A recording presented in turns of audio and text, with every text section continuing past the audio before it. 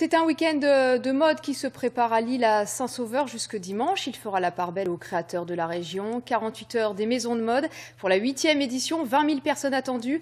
Et c'est une Lilloise sur ce plateau qui nous a rejoint pour en parler. Bonjour Justine Clanquet. Bonjour. Alors vous êtes créatrice de bijoux, mais plus que l'événement, c'est tout un réseau d'accompagnement, ce label maison de mode. Vous en avez profité. Racontez-nous, vous étiez toute jeune, à 21 ans, vous êtes lancée grâce à cela. C'est ça, exactement. Donc je suis arrivée à Maison de Mode il y a 4 ans.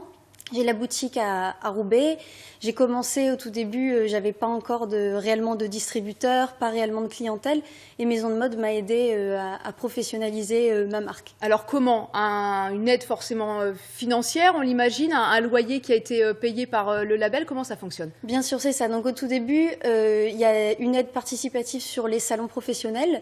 Et ensuite, il y a une aide sur les loyers. Donc c'est dégressif. Au tout début, les 6 mois sont gratuits. Et ensuite, ça échelonne au fur et à mesure des années qui avancent. Pour vous, comme tous les créateurs, voilà, qu'on verra ce week-end, c'est vraiment très important d'être entouré à ce moment-là, d'y croire? Oui, bien sûr, c'est important d'être entouré parce que toute seule, on ne connaît pas tout le fonctionnement d'une entreprise et du coup, Maison de Mode nous aide sur toutes les facettes. Alors, vous avez une vitrine à Roubaix, mais c'est surtout à l'export que vous travaillez, États-Unis, Japon.